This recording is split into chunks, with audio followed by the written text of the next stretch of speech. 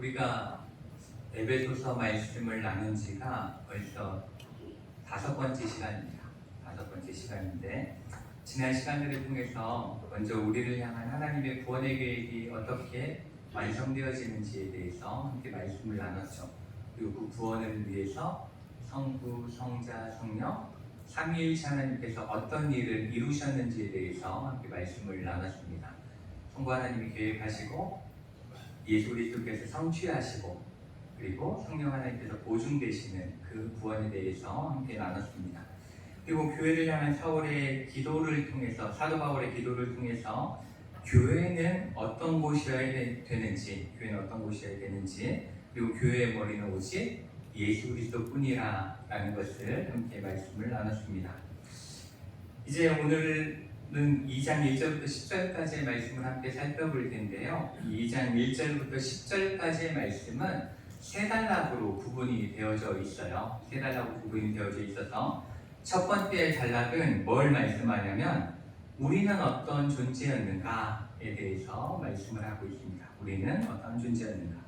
그리고 두 번째는 우리는 어떤 존재로 바뀌어졌는가에 대해서, 그리고 세 번째 단락은 바뀌어진 우리는 어떻게 살아가야 되는가, 이렇게 세 단락으로 구분이 된다라고 볼 수가 있습니다. 이 에베소 2장 1절부터 10절까지의 말씀은 우리가 신앙생활을 하는 데 있어서 그리고 우리가 그리스도인으로서 살아가는 데 있어서 매우 중요한 내용을 담고 있습니다.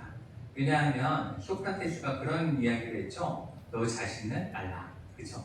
너 자신을 알라. 이런 이야기를 했는데 그렇게 이야기한 것처럼 하나님 앞에서 내가 어떠한 존재인지를 바르게 아는 것, 내가 어떠한 존재인지를 바르게 알고 깨닫게 될 때에 비로소 우리는 바른 믿음을 소유할 수 있고 또 바른 신앙생활을 할 수 있기 때문에 오늘 이 말씀은 매우 중요한 신학적인 주제를 다룬다라고 볼 수가 있습니다. 그렇기 때문에 오늘 이 말씀을 함께 읽고 또 자세히 살펴보면서 하나님께서 우리에게 주신 은혜를 한번 나누도록 하겠습니다. 먼저 우리 1절 말씀을 함께 읽겠습니다. 그는 허물과 죄로 죽었던 너희를 살리셨도다. 아멘. 네, 이렇게 써있는데 1절은 원어 그대로 번역한 건 아니에요. 원어 그대로 번역한 게 아니고 이것을 헬라어 원어로 보면 이 살리셨도다라는 단어가 없어요. 살리셨도다라는 단어가 없고 뭐라고 이 직역을 하면 어떻게 되냐면 그리고 너희의 허물들과 죄들로 인해 죽어있던 상태인 너희를 이러면서 이제 말씀이 그냥 끝납니다. 1절이 그냥 그렇게 끝나요. 허물과 죄들로 인해 죽어있던 상태인 너희를, 그리고 이제 동사가 어디서 나오냐면 5절 한번 보시겠어요? 5절 마지막에 보면 살리셨다라는 동사가 나오는데 거기도 이렇게 연결이 돼야 되는 거예요. 근데 이게 한글로 번역을 하다 보니까 어색하죠. 그냥 죽은 너희를 이러면은 말이 어색하잖아요. 그러니까 살리셨도다를 한 번 더 넣은 거죠. 1절에 한 번 더 넣어서 그 이야기를 이렇게 이해하기 쉽게 살려냈다라고 볼 수가 있습니다. 그렇지만 이 말씀을 좀 더 의미를 정확하게 알기 위해서는 원어적인 의미를 살펴봐야 돼요. 그러니까 살리셨도다를 빼고 죽어있던 상태인 너희를 이렇게 보는 게 좀 더 이 원래 사도 바울의 의도를 정확하게 이해할 수 있는 해석이라고 볼 수 있는데 이 1절에서 사도 바울이 정확하게 말씀하시고자 하는 주된 내용은 뭐냐면 살리신 게 문제가 아니에요. 그걸 이야기하고자 하는 게 아니라 이 말씀을 통해서 우리는 어떤 상태였다는 거예요? 죽었었던 상태였다라는 걸 강조하는 거죠.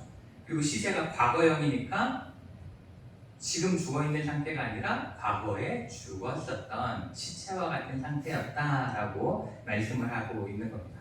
그러면 우리가 이야기할 수 있죠. 난 안 죽었는데, 난 죽었다 살아난 적이 한 번도 없는데 이렇게 이야기할 수 있지만 이 말씀에서 이야기하고자 하는 건 육체적인 죽음을 이야기하는 게 아닙니다.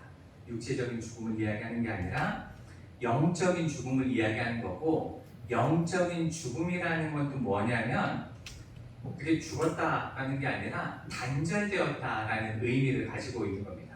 하나님과 우리의 관계가 완전한 단절 가운데 있었다. 완전히 끊어진 상태에 있었다라는 걸 의미합니다. 이걸 어떻게 표현하면 좀 이해하기 쉽냐면 누가복음 15장에 보면 탕자의 비유가 나와요. 탕자의 비유가 나오는데 거기 보면 아버지가 이제 아들이 이렇게 돌아오잖아요. 그 돌아온 아들을 붙잡고 이렇게 이야기를 합니다.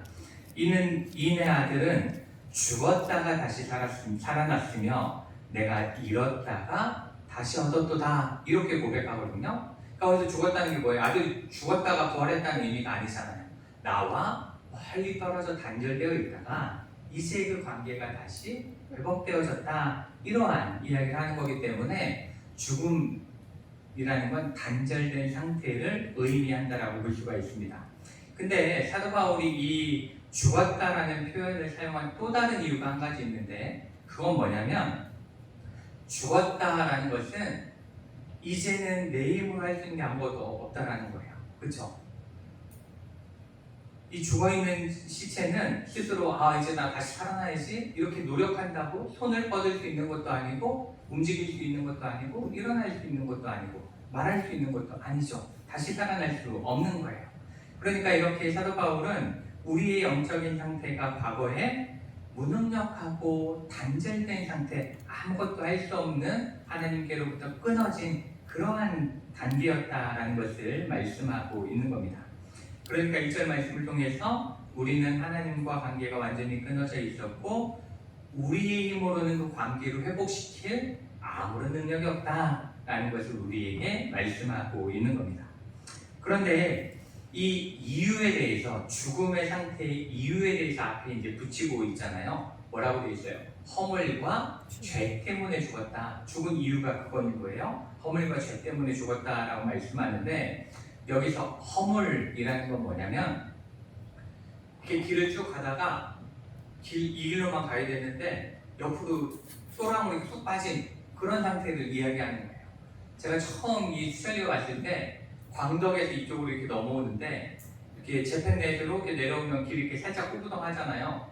근데 차 한 대가 옆에 또랑으로 이렇게 뚝 누워있는 거예요. 그런 상태가 바로 허물입니다. 허물에 빠진 상태. 그런 것을 이야기하는 거죠. 그러니까 하나님이 주신 말씀의 길을 잘 가지 못하고 옆길로 빠진 그러한 상태를 허물이다 이렇게 표현을 하는 겁니다. 그리고 죄라는 게 나오는데 죄는 관역을 벗어났다. 이렇게 관역을 가운데 딱 맞춰야 되는데 거기서 벗어난 상태, 빵점 이런 데 꽂힌 상태를 이야기하는 겁니다. 그러니까 이 죄라는 의미는 하나님이 사람을 창조하셨을 때에는 분명한 목적이 있었다라는 거예요. 꼴이 있었다는 거죠. 관역이 있었다라는 거예요. 그게 뭐냐면 하나님의 영광을 따라 살아가는 것. 그게 목적이었어요. 근데 그 목적과 기준에 벗어나서 살아가게 된 거죠. 관역에 꽂히지 못하고 어문 데 쏜 거예요. 군대 가서 이렇게 사격하면은 분명히 다 맞춘 것 같은데 내 관역에는 하나도 안 맞는 경우가 있거든요. 그 이유가 뭐예요? 옆에 관역에다 쐈으니까. 그렇게 잘못된 데다 잘못된 것을 쏘는 그런 상태가 바로 죄에 빠진 상태다. 이렇게 이해할 수가 있습니다. 그리고 이제 여기서 허물과 죄를 어떻게 사용하냐면 함께 사용하기도 하지만 우리말에는 이제 표현이 좀 틀린데 이 단어들이 다 복수형이에요. 그러니까 허물이 한 개, 죄 한 개 때문에 문제가 됐다라는 게 아니죠.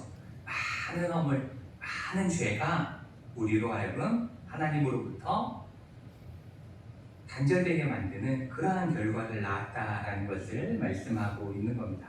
그러니까 우리의 능력으로는 하나님의 그 많은 기준들을 맞출 수도 없고, 그렇죠? 많은 목적대로 바르게 살아갈 수도 없는 연약한 존재다라는 것을 여기서 분명하게 이야기를 해주고 있습니다. 이제 2절과 3절 말씀을 함께 읽도록 하겠습니다. 그때 너희는 그 가운데서 행하여 이 세상 풍조를 따르고 공중의 권세 잡은 자를 따랐으니 곧 지금 불순종의 아들들 가운데서 역사하는 영이라.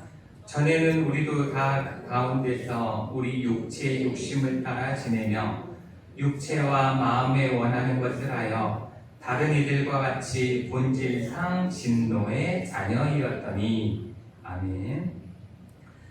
여기서는 처음에 그때로 말씀이 시작하고 있잖아요. 그렇죠? 그때에 이렇게 말씀이 시작하고 있는데 이 말씀 1절 말씀을 그대로 받는 거예요. 죽었던 상태에 있던 그때에 이렇게 말씀을 하는 거죠. 그런 다음에 이제 말씀을 시작하는데 이 말씀을 잘 살펴보시면 2절과 3절에 주어가 다릅니다. 주어가 달라요. 2절은 주어를 뭘 쓰고 있냐면 너희는 이라는 주어를 쓰고 있어요. 그렇죠? 너희는 이렇게 말씀이 되어져 있고 3절을 보시면 주어가 우리도입니다. 그렇죠? 너희는과 우리도 이렇게 구분하고 있어요. 사도 바울이 이렇게 구분한 이유는 2절에서는 누굴 향해서 이야기하는 거냐면 이방인 그리스도인을 향해서 이야기하는 겁니다. 이방인 그리스도인. 그리고 3절은 유대인 그리스도인. 사도 바울은 유대인이었잖아요. 그러니까 우리도 이렇게 표현을 해서 그걸 구분을 하고 있는 겁니다. 그래서 2절 처음을 보시면 너희는 이렇게 이방인 그리스도인들을 향해서 이 세상 풍조를 따랐다 이렇게 말씀하고 있는데 이 이방인들은 이방 사회의 문화 가운데 살았죠. 이방의 종교 가운데 살았습니다. 이방의 철학 가운데 살았어요. 그러니까 그러한 잘못된 정신 문화와 사회 속에서 잘못된 문화 속에서 그 지배 가운데 있었다라는 것을 말씀하고 있는 겁니다. 이방인들은 그렇게 살았다라는 거고 그리고 공중의 권세 잡은 자를 따랐다 이렇게 말씀하고 있죠. 공중의 권세 잡은 자를 따랐다 이렇게 말씀하고 있는데 이것은 그 이방 사람들은 사탄의 영향력 아래에 머물러 있었다, 사로잡혀 있었다라는 것을 말씀하고 있습니다.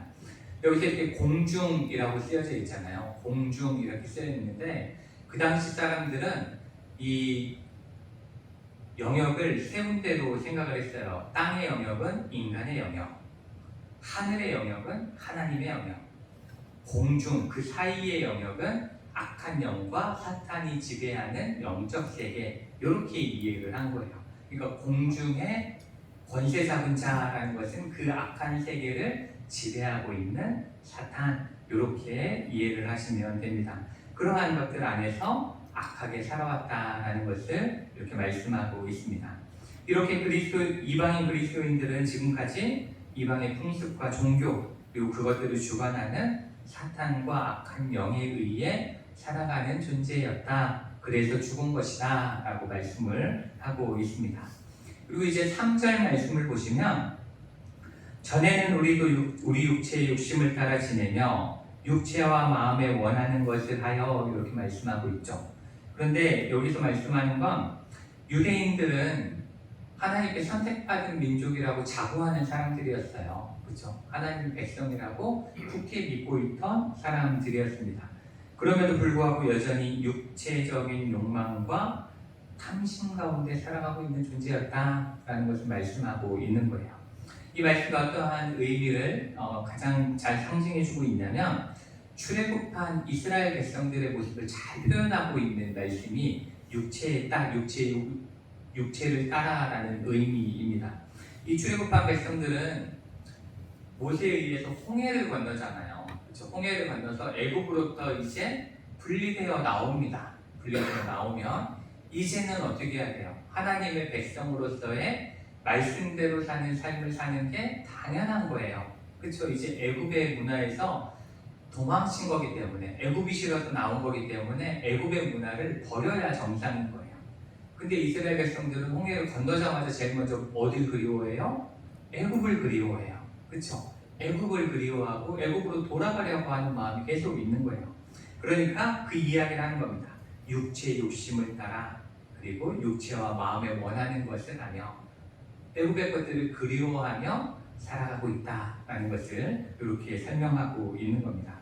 그렇기 때문에 여기서 사도 바울은 이렇게 표현하죠. 다른 이들과 같이 본질상 진노의 자녀였다. 그러니까 태어날 때부터 하나님의 자녀로 태어난 줄 알았지만 너희는 그렇게 생각하고 있지만 그렇지 않다는 거예요. 본질상이라는 건 태생적으로 날 때부터 이런 의미를 가지고 있는 거거든요. 그러니까 너희는 태어날 때부터 진노의 자녀, 하나님께 심판받아 마땅한 자녀였다라는 것을 여기서 이렇게 말씀을 하고 있는 겁니다. 그러니까 이스라엘 백성이건 이방인이건 달라요? 같아요? 같은 여전히 심판받을 그런 존재였다라는 걸 이야기하는 겁니다.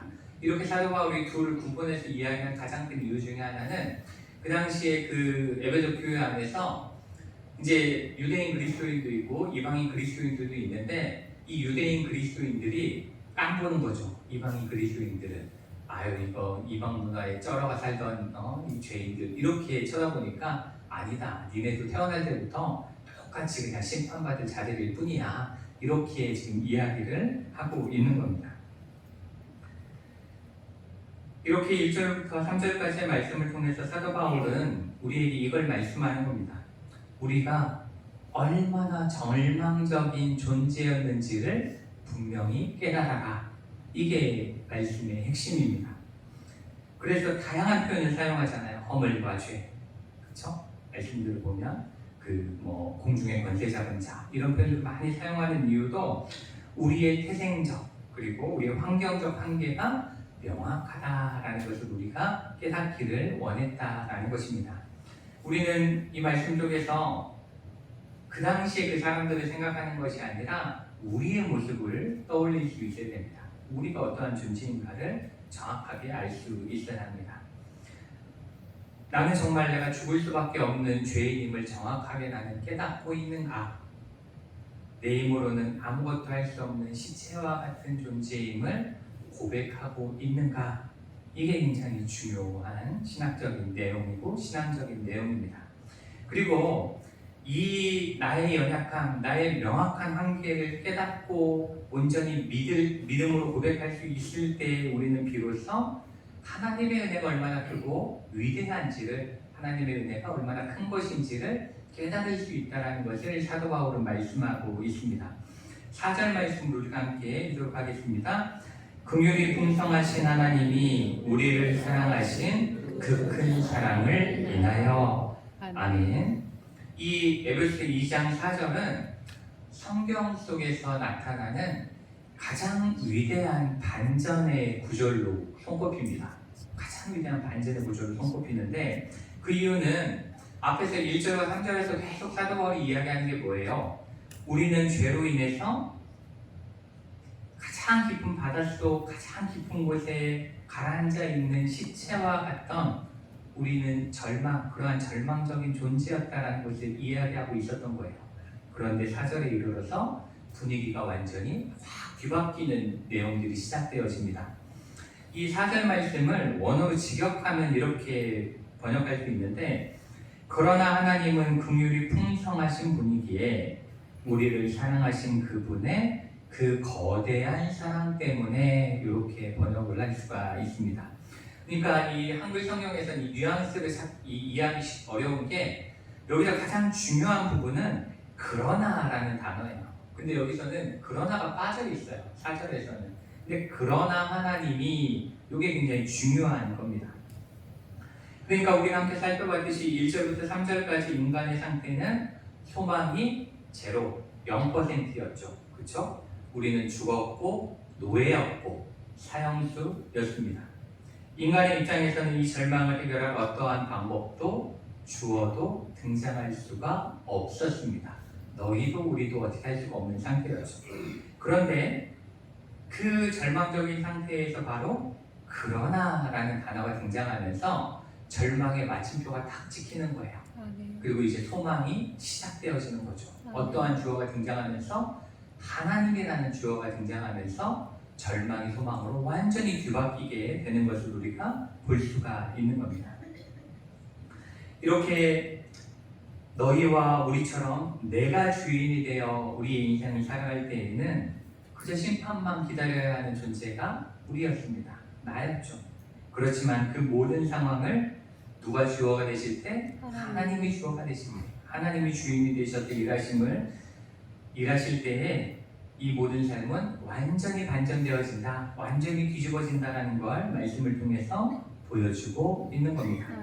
그리고 이제 절망이 아닌 소망을 주시는 하나님은 어떠한 하나님이신지에 대해서 뭐라고 표현하냐면 긍휼이 풍성하신 하나님 이렇게 표현을 합니다. 그렇죠? 긍휼이 풍성하신 하나님 이렇게 돼 있는데 여기서 먼저 긍휼이라는 단어 엘레오스라는 헬라어인데 이 단어는 그냥 불쌍히 여기는 마음 이게 아닙니다. 그런 의미가 아니라 이 비참한 상황에 처지에 놓인 사람들을 불쌍히 여기는데 창자가 끊어지는 것과 같은 아픔을 느낄 정도로 사랑하는 것, 그 정도로 불쌍히 여기는 그 연민을 엘레우스, 긍휼이라고 표현을 하고 있는 겁니다. 그런데 안 그래도 그 정도로 마음 아파하면서 불쌍히 여기는데 그 긍휼하심이 풍성하다 이렇게 말씀하고 있어요. 풍성하다. 그 말은 차고 넘쳐서 주체할 수 없다. 하나님은 우리를 향한 그 사랑이 차고 넘쳐서 주체할 수 없는 사랑을 가지고 계시다. 그 사랑으로 우리를 이끌어 가신다라는 것을 표현하고 있는 겁니다.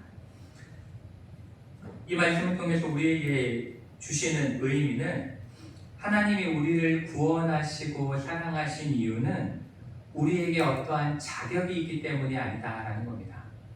우리가 어떤 행동을 했기 때문도 아니다라는 거죠. 그저 하나님이 우리를 향한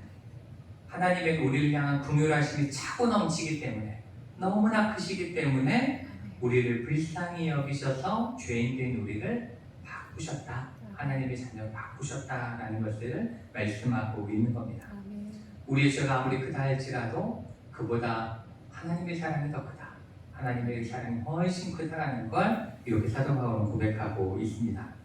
그리고 그 긍휼하신 마음의 시작점에 대해서 우리를 향한 큰 사랑으로 인함이다 이렇게 말씀하고 있죠. 큰 사랑으로 인함이다 이렇게 되어 있는데 여기서 큰으로 번역된 이 단어의 의미는 양적으로나 질적으로 측량할 수 없을 만큼 크다라는 의미입니다. 양이나 질적으로 측량할 수 없을 만큼 큰 사랑이다라는 것을 보여주고 있죠. 그래서 이 말씀은 우리에게 분명히 선언하십니다.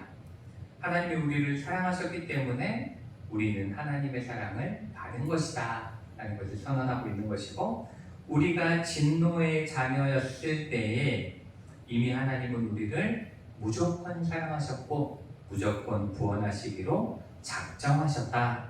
이것이 이 말씀이 우리에게 주시는 은혜입니다.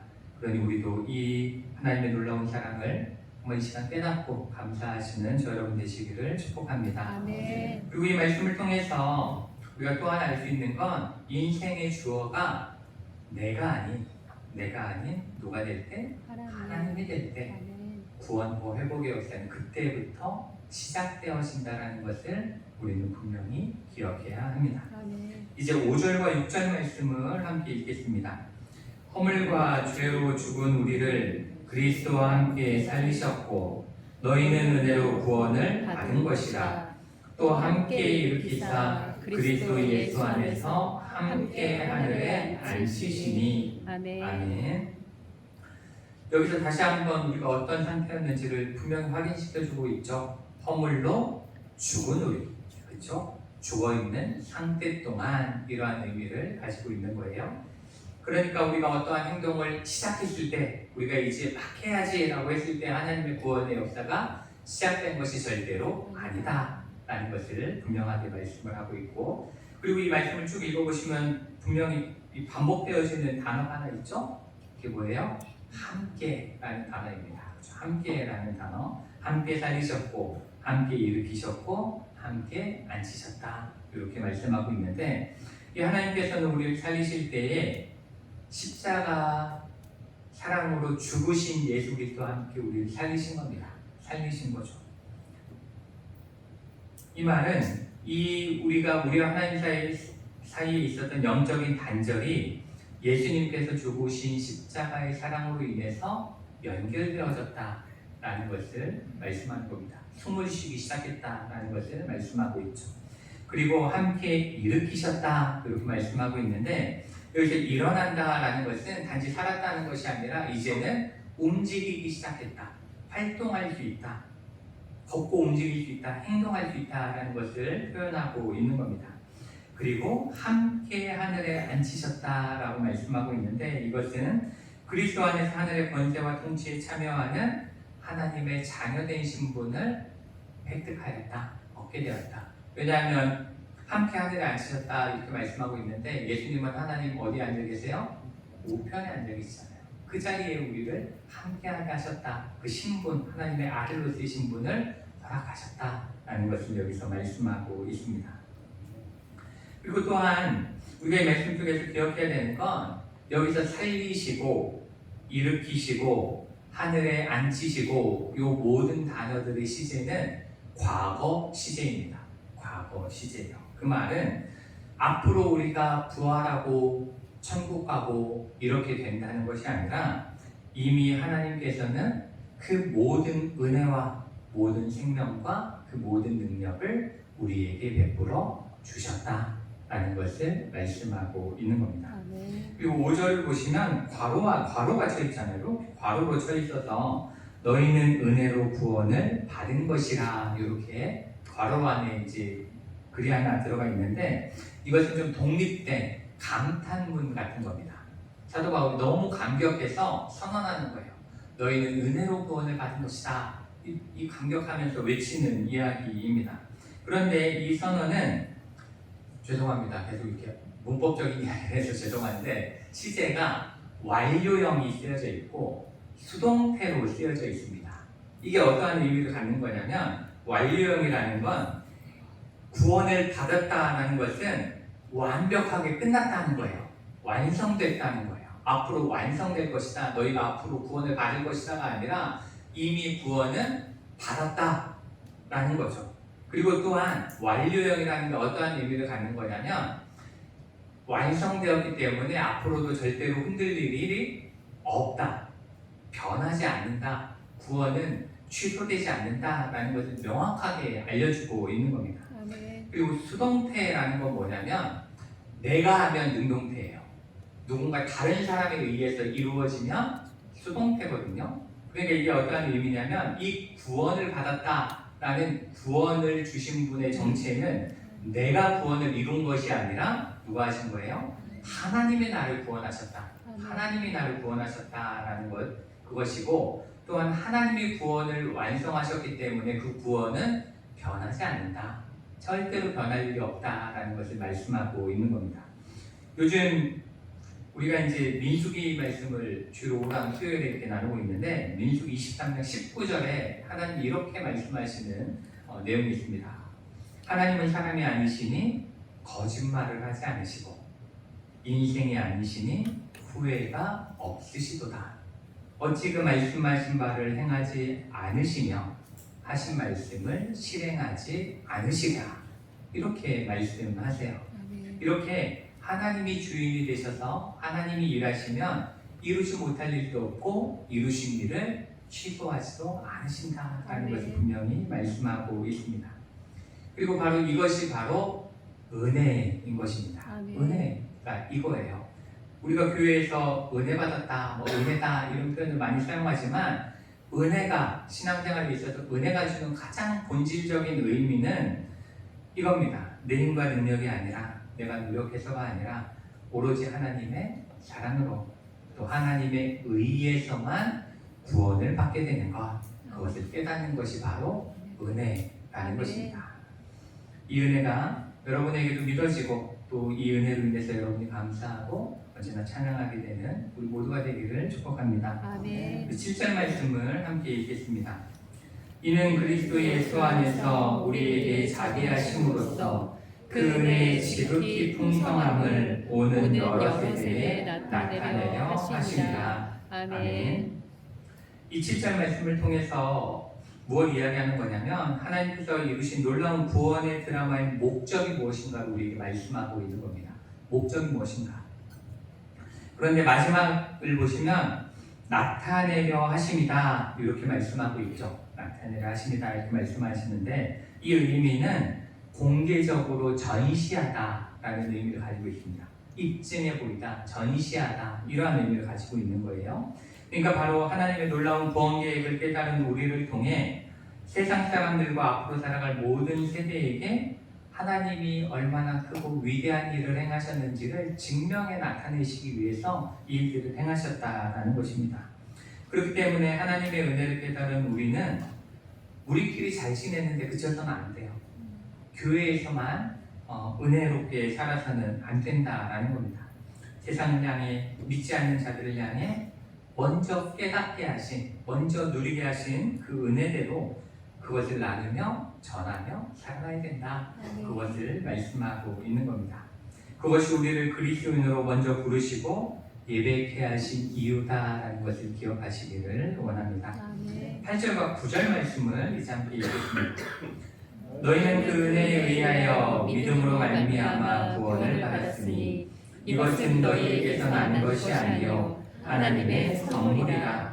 행위에서 난 것이 아니니 이는 누구든지 자랑하지 못하게 함이라. 아멘. 여기서 이제 다시 한번 요약하고 있는 거죠. 요약하고 있습니다. 우리는 무엇으로 인해? 하나님의 은혜로 인해 구원을 받았습니다. 그런데 그것을 믿음을 통해 알게 되었다라는 거예요. 구원은 은혜로 받았는데 믿음을 통해 그 구원 받았음을 알게 되었다라는 거죠. 그러니까 믿음은 구원을 얻기 위한 공로가 아니라는 겁니다. 우리의 노력이 아니다라는 거예요. 믿음은 구원받은 우리가 믿음을 통해 구원받았음을 확인하게 되는 구원의 통로 역할을 하는 거예요. 통로 역할을 하는 거예요. 우리가 뭔가 믿음의 막 행위들을 해야 구원받는 게 아니라 구원은 이미 이루신 거예요. 우리가 그것을 깨닫을 수 있는 유일한 길은 믿음의 통로를 통해서 뿐이다라는 것을 여기서 우리에게 말씀을 해주고 있는 겁니다. 그리고 또한 구원은 하나님께서 우리에게 일방적으로 주신 선물입니다. 그렇죠? 선물이라고 말씀하고 있어요. 그렇기 때문에 우리는 내가 마치 잘나서 믿음도 받고 내가 똑똑해서 구원도 받은 것처럼 자랑해서는 절대로 안 된다라는 것을 말씀하고 있습니다. 마지막으로 이제 10절 말씀 한 절만 더 읽겠습니다. 우리는 그가 만드신 바라 그리스도 예수 안에서 선한 일을 위하여 지으심을 받은 자니 이 일은 하나님이 전에 얘기하사 우리로 그 가운데서 행하게 하려 하심이니라. 아멘. 여기서 사도 바울은 우리를 하나님이 만드신 바다 이렇게 소개하고 있죠. 그가 만드신 바라 이렇게 소개하고 있는데 이 여기서 만드신 바라는 단어는 작품이라는 의미입니다. 작품이라는 의미를 가지고 있어요. 그러니까 우리는 하나님의 작품이라는 뜻입니다. 그러니까 작품이라는 건 하나님이 즉흥적으로 만드신 것이 아니다라는 거예요. 하나님이 최고의 지혜와 최고의 능력을 발휘해서 총동원해 만든 그것이 바로 하나님의 작품, 하나님의 걸작품이 바로 우리다라는 것을 분명하게 말씀하고 있습니다. 그리고 하나님은 그 작품을 하나님의 선한 일을 위하여 만드셨습니다. 그러니까 이 선한 일을 하는 행위는 구원을 받기 위해 하는 것이 아니라 구원을 받은 자가 당연히 해야 되는 행위가 걸작품으로서 하나님의 자녀가 해야 되는 일이다라는 거예요. 그러니까 선한 일을 통해 구원을 받는 게 아니라 구원을 받았기에 선한 일을 행하는 것이 당연하다라는 것을 말씀하고 있는 거죠. 우리는 창세전부터 하나님의 선한 일을 위해 계획되어지고 창조되어진 가장 귀한 작품입니다. 그러니 우리는 그 선한 일에 감사함으로 동참할 수 있어야 합니다. 하나님이 우리를 위해 베풀어 주신 그 절대적인 구원의 은혜와 그 사랑을 우리가 기억한다면 그 삶은 당연한 겁니다. 당연히 해야 되는 거죠. 마지막으로 행하게 하려 하심이니라 이렇게 말씀하는데 여기서 행하다라는 단어는 주위를 걷다, 돌아다니다, 일상생활 이러한 뜻을 가지고 있습니다. 그러니까 이 말씀을 통해서 우리에게 말씀하시고자 하는 바는 뭐냐면 우리의 선한 일은 교회 안에서 예배 시간에만 그쳐서는 안 된다라는 거예요. 이 우리의 삶은 이 믿음의 삶, 감사의 삶, 선한 삶은 우리의 일상의 걸음 가운데, 일상의 생활 가운데 나타날 수 있어야 된다. 그게 하나님의 작품들이 해야 될 일이다라는 것을 분명히 말씀하고 있습니다. 사랑하는 성도 여러분, 오늘 우리가 그 에베소 2장 1절부터 10절까지의 말씀을 통해서 우리가 어떤 존재였는지 그리고 그것을 바꾸시고 구원하신 하나님의 은혜에 대해서 함께 말씀을 나눴습니다. 저는 이 말씀을 그냥 이 시간에만 딱 듣고 끝나는 것이 아니라 꼭 집에 가셔서도 계속해서 묵상하셨으면 좋겠습니다. 그럴 때 우리가 찬양했잖아요. 나 같은 죄인 살리신 그 은혜 놀라워 이렇게 찬양하지만 우리가 그것을 부르면서도 그저 입으로만 부르는 이유는 내가 얼마나 죄인인지 그것을 바꾸신 하나님의 은혜가 얼마나 큰지를 모르기 때문에 찬양이 마음속에서 나오지 못하는 거예요. 그리고 우리의 믿음의 삶도 얼마나 감사한지 모르니까 우리 입에서 불평불만이 나오는 겁니다. 그렇기 때문에 우리가 언제나 이 말씀을 읽고 또 묵상하고 또 묵상하면서 하나님께서 나에게 주신 그 크신 사랑, 그 크신 은혜를 기억하시고 또 그 은혜에 선한 일로 바꾸어서 행하며 살아가시는 저 여러분 되시기를 축복합니다. 같이